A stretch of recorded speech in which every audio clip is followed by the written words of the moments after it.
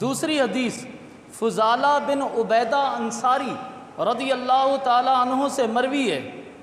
وہ کہتے ہیں کہ نبی پاک صلی اللہ علیہ وآلہ وسلم نے حجۃ الوداع میں خطبہ دیتے ہوئے ارشاد فرمایا ساخبرکم من المسلم، فرمایا میں تمہیں بتاتا ہوں مسلمان کون ہے، مسلمان کون ہے۔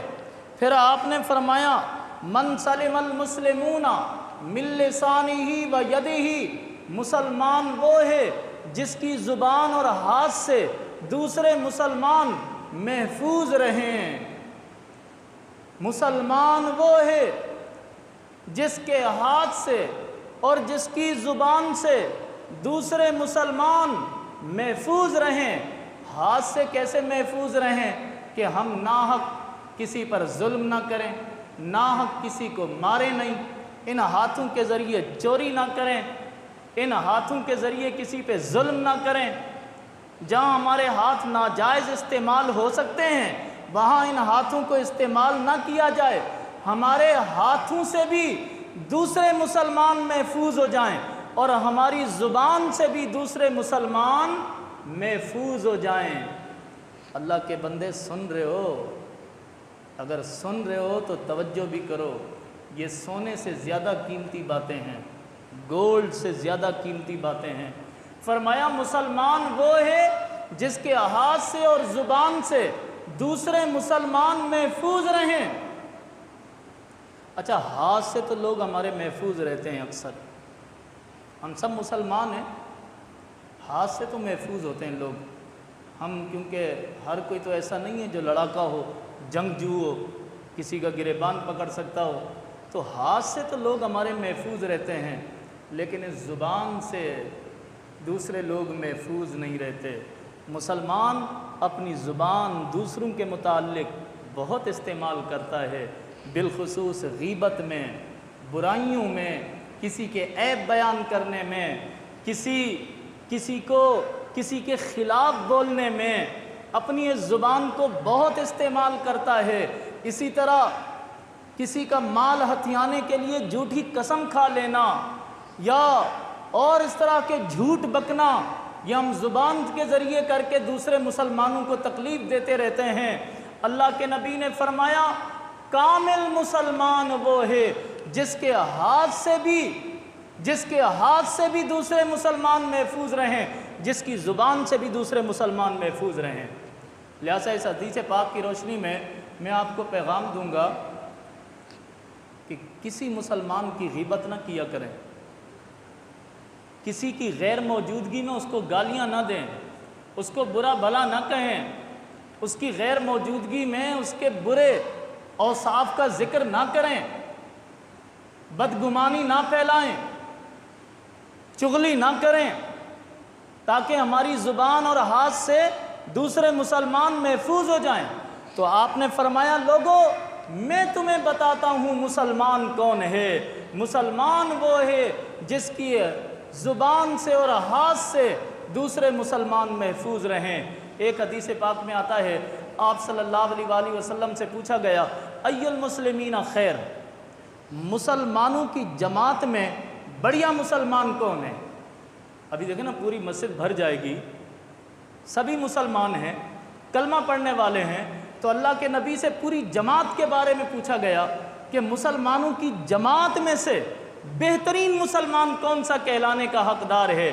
آپ نے فرمایا من سلم المسلمون من لسانہ و یدہ، سب سے بڑھیا مسلمان وہ ہیں جن کی زبان سے اور ہاتھ سے دوسرے مسلمان محفوظ رہتے ہیں، جن کی زبان سے اور ہاتھ سے دوسرے مسلمان محفوظ رہتے ہیں۔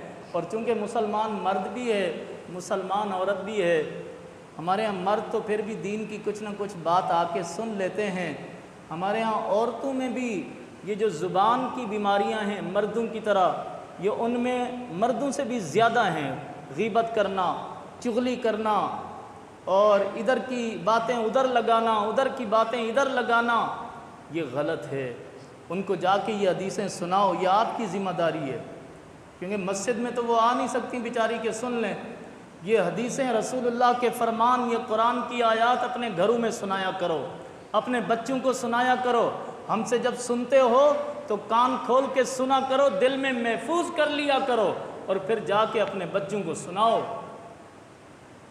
اللہ کے نبی صلی اللہ علیہ وآلہ وسلم سے بڑھ کر کون تربیت کرنے والا ہو سکتا ہے؟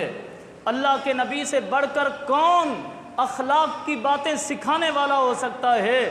ایک دفعہ آپ کی ایک زوجہ محترمہ نے دوسری زوجہ محترمہ کے متعلق کہا کہ وہ تو یوں ہے، وہ تو یوں ہے۔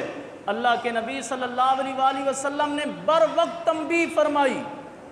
آپ نے فرمایا کہ میری زوجہ تم نے ایسی بات اپنی زبان سے نکالی ہے کہ اگر اسے سمندروں میں ملا دیا جائے تو سمندر بھی کڑوے ہو جائیں گے۔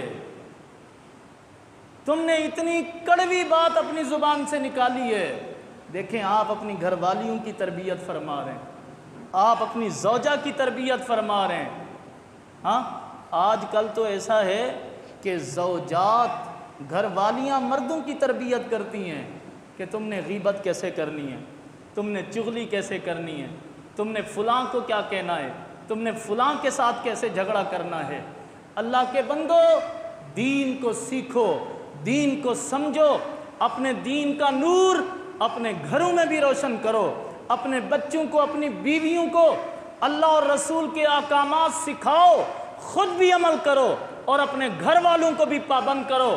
اگر ہم نے قرآن و سنت پر پابندی نہ کی اور قرآن و سنت کو اپنی زندگی میں نہ لائے اور اپنے بچوں تک نہ پہنچایا، کل کو ہماری بھی کوئی عزت نہیں ہوگی، ہمارا معاشرہ تباہ ہو جائے گا، برباد ہو جائے گا، ہمارے گھر برباد ہو جائیں گے، جو کہ پہلے سے ہو بھی رہے ہیں۔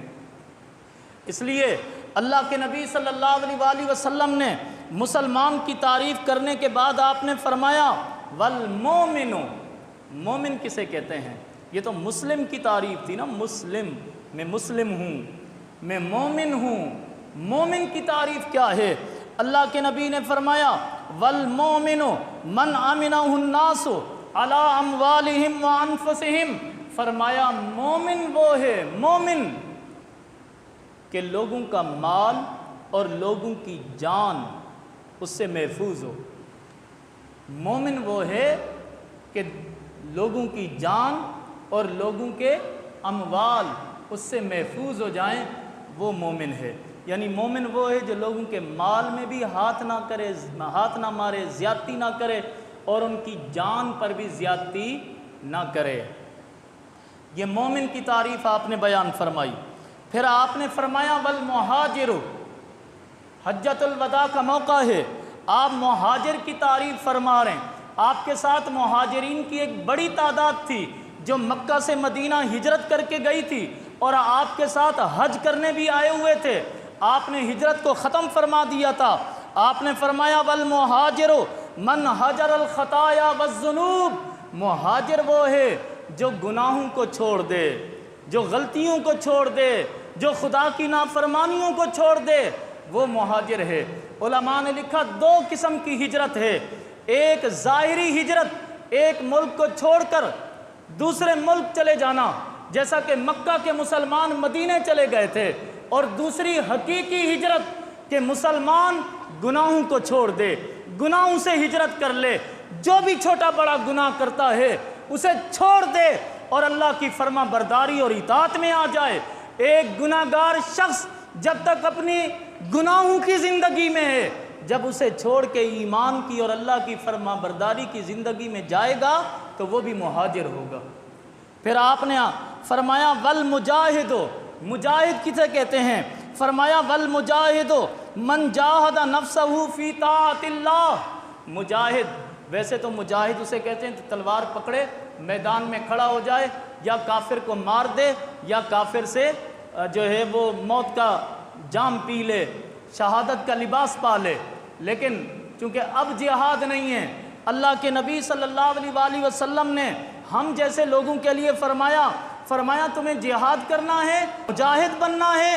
مجاہد یہ ہے کہ اپنے آپ کو اللہ کی فرما برداری میں کھپا دو، اللہ کی فرما برداری کی کوشش کرو، اطاعت کی کوشش کرو، راضی کرنے کی کوشش کرو، اللہ کے احکامات پہ چلنے کی کوشش کرو، تم مجاہد ہو۔ یہ قیمتی باتیں جو رسول اللہ نے حجۃ الوداع میں ارشاد فرمائیں، میں نے آپ کے سامنے بیان کی۔ اللہ ہم سب کو عمل کی توفیق بخشے۔ وآخر دعوانا ان الحمدللہ۔